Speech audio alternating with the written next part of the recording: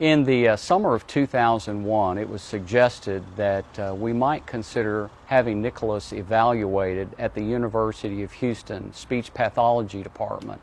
However, there was a 5-semester waiting list at the time. In January, kind of unexpectedly, a new executive director came on board, Heidi Ham, who called us to say that she had looked at Nicholas's file, she thought he could help, and she'd like to move him to the front of the line. So he began his work there at the University of Houston Language and Learning Clinic.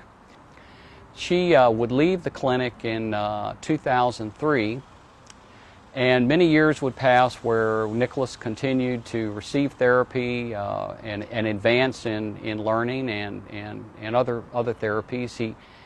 In the spring of this year, April of 2018, I was attending a 40th anniversary reunion at Rice University, and at a luncheon I attended, one of the guest speakers was Dr. Heidi Ham. I knew that there couldn't be any other, and so before she was going to speak, I waited for her in the hall, introduced myself again. She immediately remembered me as well as Nicholas. I kind of gave her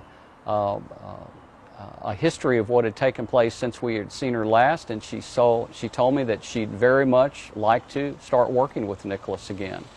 I called him that night to tell him this. He was still at school at Schreiner University, and he told me he was very thrilled about it. He said it really was something that gave him a lot of hope.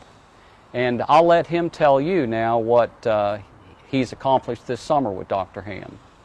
Well, this summer I got back in contact with Dr. Ham after 16 years, and she said she'd be willing to do everything she can to help me prepare for school and to possibly find a career. She's been doing a great job of helping me with everything I need to get done, and she's been very committed in helping me with this process. I'm glad I joined Spectrum Fusion and became a part of it and reconnected with Dr. Ham.